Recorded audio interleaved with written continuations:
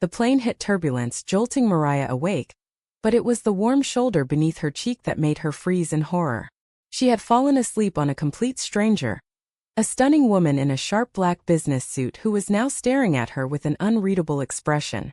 "Don't worry," the woman said calmly, her voice low and steady over the engine hum. "But I think you need a job, and I just happen to have an opening for someone like you." Mariah's heart slammed against her ribs. She sat up so fast her neck cracked, cheeks burning as she wiped drool from the corner of her mouth. The woman didn't flinch. She simply extended a manicured hand. "Georgia Hayes, CEO of Apex Dynamics. And you are?" "Mariah Thompson," she managed, voice cracking. 22 broke, flying coach from Chicago to New York on a one-way ticket, because her final scholarship interview was tomorrow, and she couldn't afford to miss it. She had spent the last 6 hours replaying every rejection letter in her head, exhaustion finally winning. Now this. Georgia's lips curved, not quite a smile. "You were talking in your sleep, Mariah. About tuition. About your mother's hospital bills. About never catching a break." She leaned closer, the scent of expensive leather and citrus cutting through recycled air. "I need an assistant who doesn't lie to me. You just proved you can't even lie to yourself when you're unconscious. The job pays $80,000 to start. You start Monday." Mariah laughed, a short, disbelieving sound. "You're joking." "I don't joke about talent." Georgia slid a cream business card across the armrest. "My driver will meet you at baggage claim. Say yes or spend the rest of your life wondering what if." The seatbelt sign dinged. The plane began its descent into JFK, and Mariah realized she had already nodded. By the time the wheels touched down, her old life felt like someone else's dream. She followed Georgia through the terminal like a sleepwalker, the card clutched so tight the edges bit into her palm. Outside, a black Escalade waited. Georgia didn't look back. She simply held the door open. "Welcome to New York, Mariah. Try not to fall asleep on anyone else's shoulder.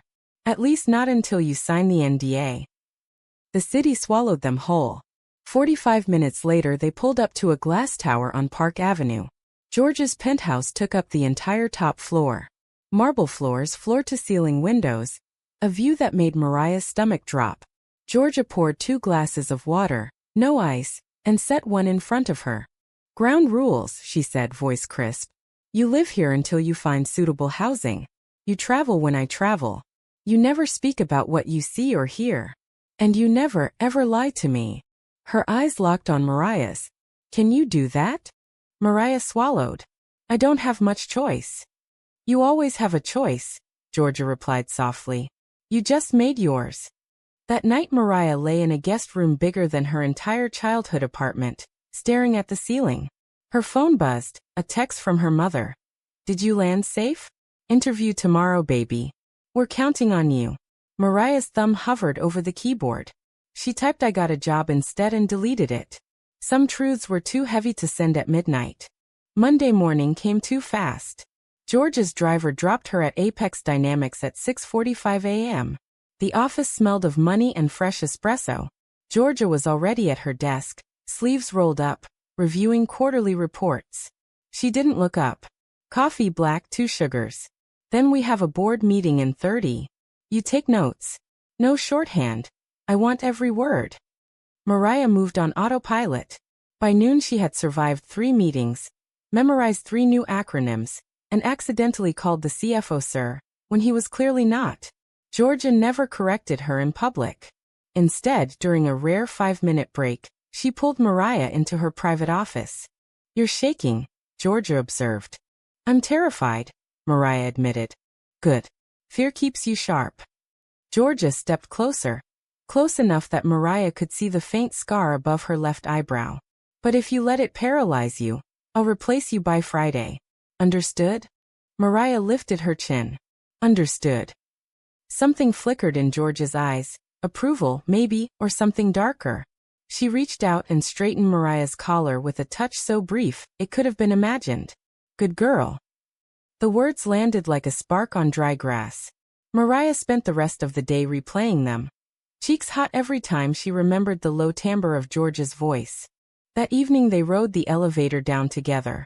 The city lights glittered below like scattered diamonds. Georgia spoke first. Your mother's name is Carla. Stage 3 breast cancer, 2 rounds of chemo already. You've been working 2 jobs and carrying a 3.9 GPA. I read your file. Mariah's stomach twisted. How? I own the scholarship foundation that rejected you last month. George's tone was matter-of-fact, not cruel. I wanted to see if you'd fold. You didn't. Mariah stopped walking. You tested me? I invest in people, not resumes. Georgia held the lobby door open. Rain had started, soft and steady. My car's waiting. I'll drop you at the apartment. They sat in silence for the first 10 blocks. Then Georgia said quietly, I know what it feels like to owe everything to someone who never asked if you could pay it back. She didn't elaborate. She didn't need to. The weight in her voice told Mariah everything. That night, alone again in the penthouse, Mariah opened her laptop and searched Georgia Hayes. The internet offered polished interviews, charity galas, a Forbes cover at 32. No mention of partners. No scandals. Just a woman who had clawed her way from a trailer park in Ohio to the top floor of Manhattan. Mariah closed the laptop and pressed her forehead to the cool glass window. Below, the city pulsed on, indifferent. She whispered to her reflection. What have I done? But the question came too late. The contract was signed. The door was already locked behind her. 3 weeks blurred into a rhythm of early mornings and late nights. Mariah learned Georgia's coffee order, her preferred font for reports, the exact pitch of her voice when she was about to fire someone. She also learned the small things no one else saw. The way Georgia rubbed her left temple when a migraine was coming.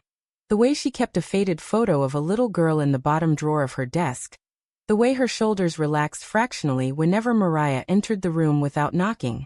The first crack in the armor came on a Thursday. They were flying to Chicago for an investor meeting, first class this time. Mariah had the window seat. Georgia worked on her laptop until the cabin lights dimmed. Then she closed it and turned. Tell me something true, Mariah. Not what you think I want to hear. Mariah hesitated. I'm scared I'm going to disappoint you. Georgia studied her for a long moment. Disappointment is a luxury I don't allow myself. But fear. She reached over and tucked a loose strand of hair behind Mariah's ear. The touch lingered half a second too long.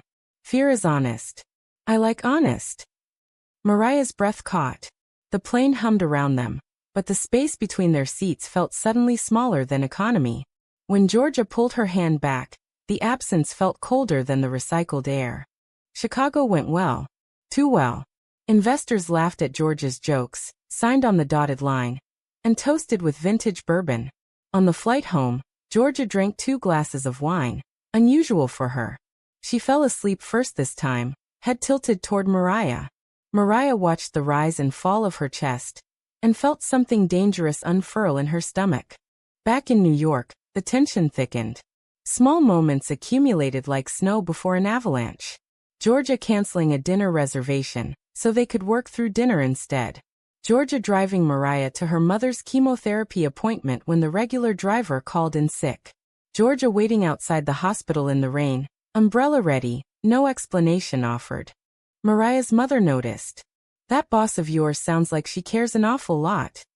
Carla said one evening over the phone, voice thin from treatment. Just be careful, baby. Powerful women don't do anything for free. Mariah changed the subject. She couldn't explain the way Georgia looked at her when she thought no one was watching. She couldn't explain the dreams that left her waking up flushed and guilty at 3 a.m. Then came the gala. Black tie. Apex Dynamics was honoring Georgia as Businesswoman of the Year. Mariah's dress, emerald silk, chosen by Georgia's stylist, cost more than 3 months of her old rent. When she stepped into the ballroom, Georgia's eyes found her instantly across 200 people. The look was not professional. It was hungry. They danced once. A slow song. Georgia's hand rested at the small of Mariah's back, thumb tracing small circles through the fabric. You're shaking again, she murmured against Mariah's ear. Because I don't know what this is, Mariah whispered back. Georgia pulled back just enough to meet her eyes. It's whatever we decide it is. Tonight it's just a dance. But her fingers tightened, and the lie sat heavy between them. Later, in the penthouse elevator, the air felt combustible. Georgia pinned Mariah against the mirrored wall with nothing but her gaze. "Tell me to stop," she said, voice rough. Mariah didn't. Their first kiss tasted like champagne and inevitability. Georgia's hands framed Mariah's face like something precious and breakable.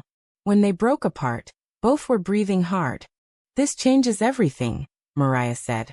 Georgia rested her forehead against hers. "Everything was already changing the moment you fell asleep on my shoulder." The next morning neither of them mentioned it. They worked side by side as if nothing had happened, but the glances lingered longer, the silences spoke louder.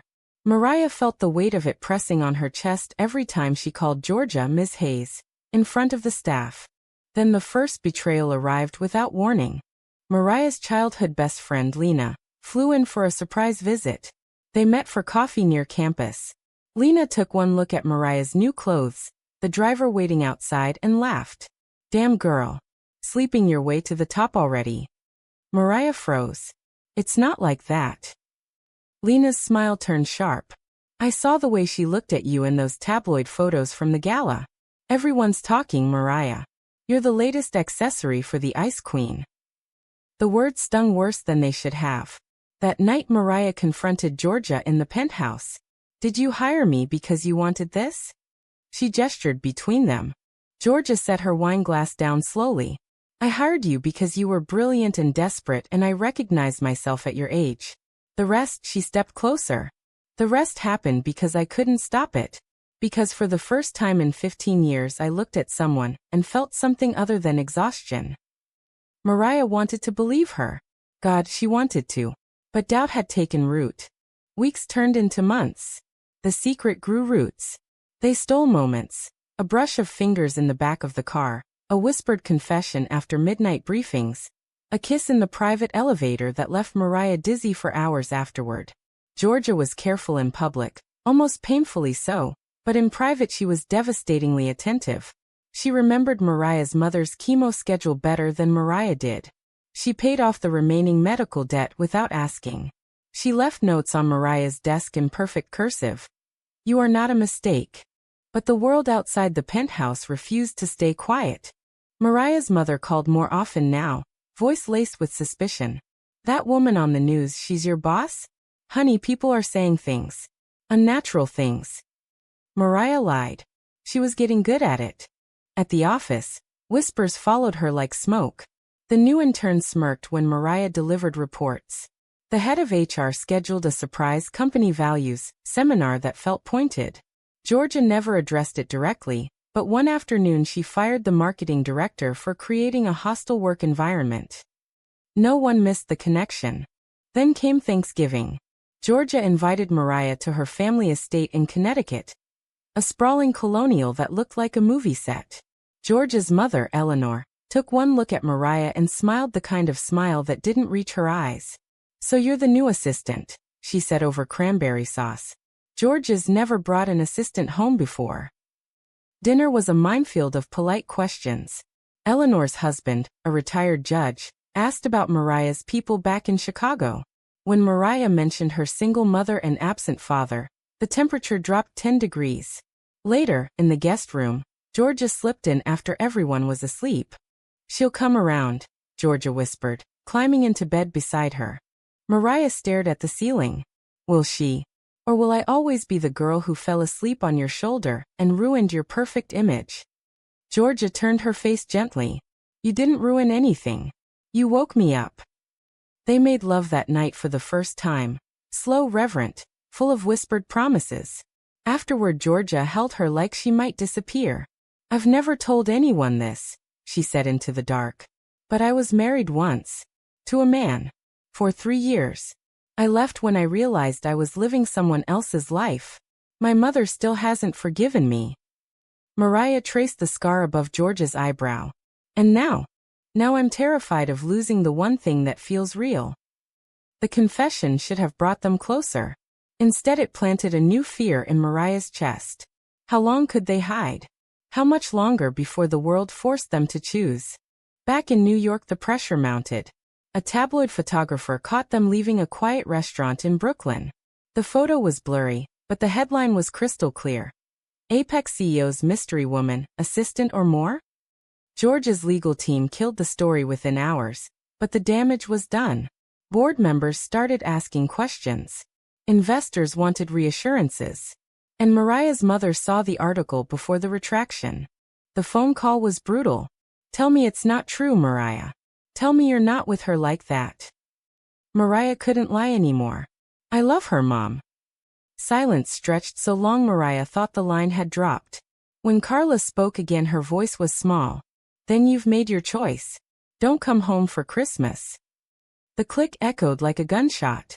Mariah sat on the penthouse floor and cried until her ribs hurt.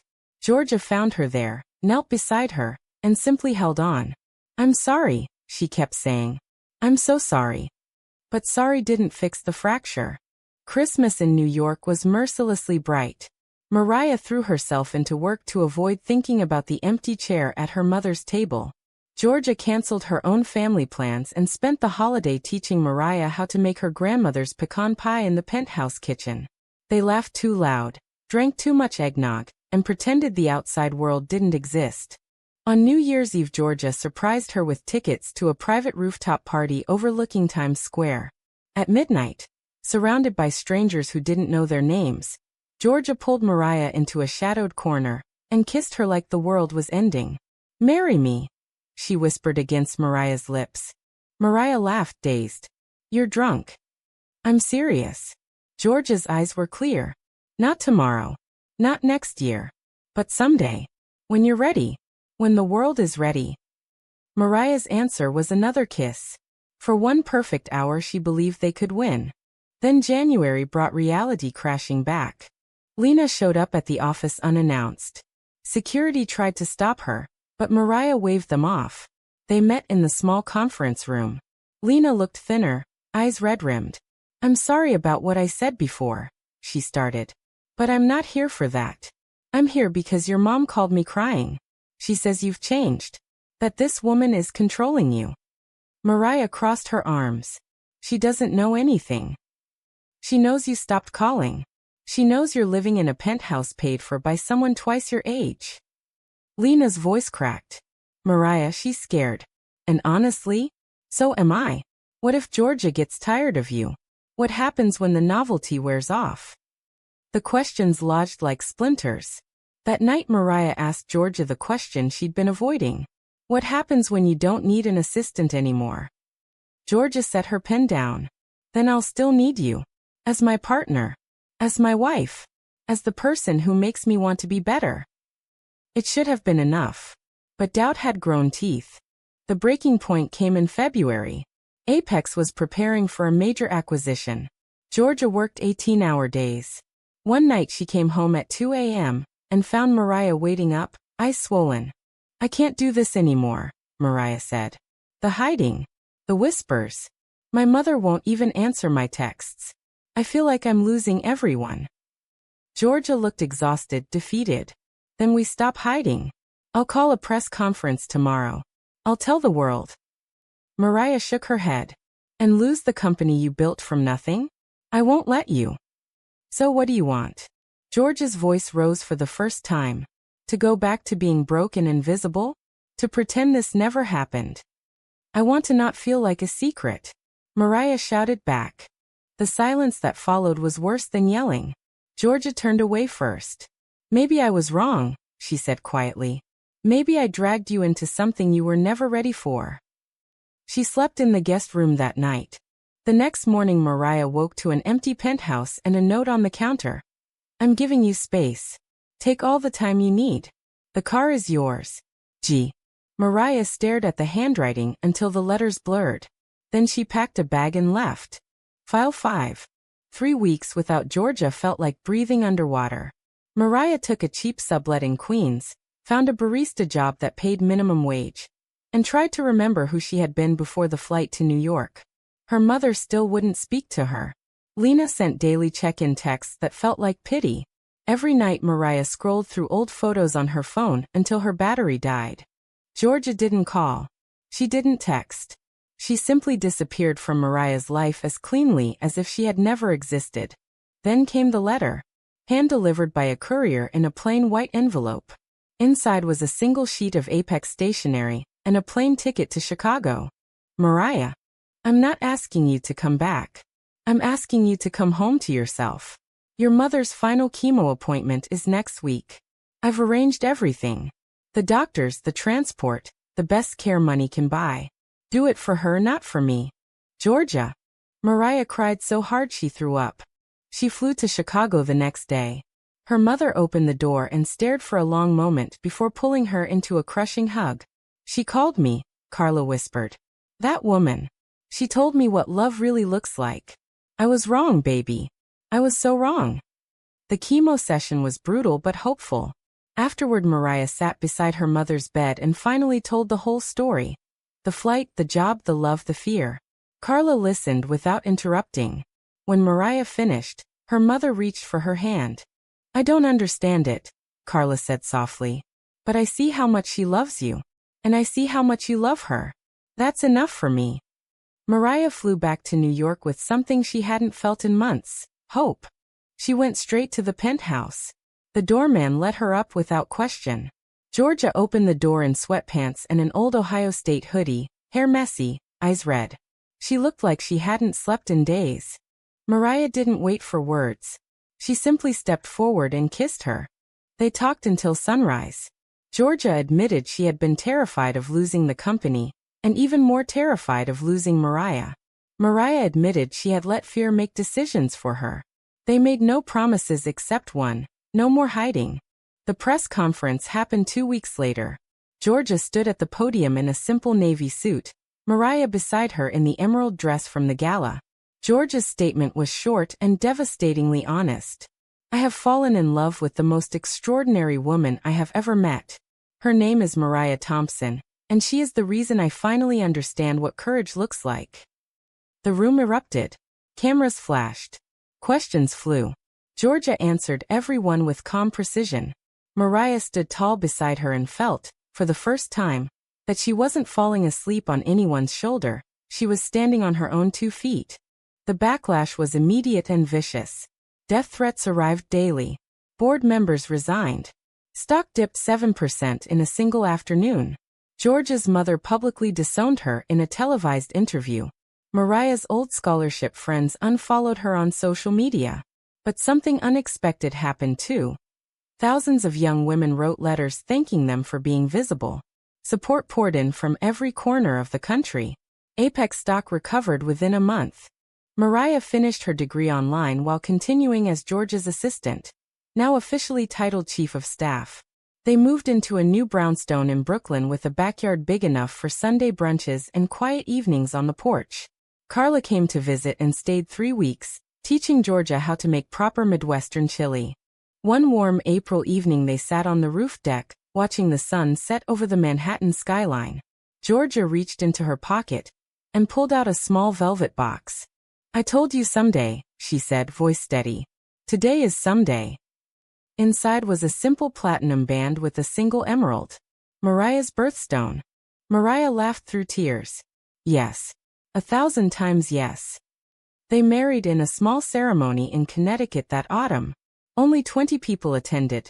Carla, Lena, who had apologized with tears and hugs, a few trusted colleagues, and George's younger sister who had quietly supported them all along. No press. No spectacle. Just love, finally allowed to breathe in the open. 6 months later, Mariah stood at the window of their brownstone watching Georgia chase their newly adopted rescue dog around the yard. She thought about the girl who had once fallen asleep on a stranger's shoulder out of sheer exhaustion. That girl had lost everything and gained everything in the same breath. Georgia caught her watching and smiled. The real smile that still made Mariah's knees weak. She jogged up the stairs and wrapped her arms around Mariah from behind. What are you thinking about? About how one bad decision on a flight turned into the best decision of my life. Georgia kissed the side of her neck. It was never a bad decision. It was the beginning of us. Mariah turned in her arms. Do you ever regret it? The company drama, your family, everything? Georgia's answer was immediate. Never. I'd lose it all again tomorrow if it meant keeping you. They stood like that until the sun disappeared and the city lights came on. 2 women who had chosen each other against every odd the world could throw at them. Was it worth the price? True or false? Sometimes the only way to find your real life is to fall asleep on a stranger's shoulder and wake up brave enough to love her anyway.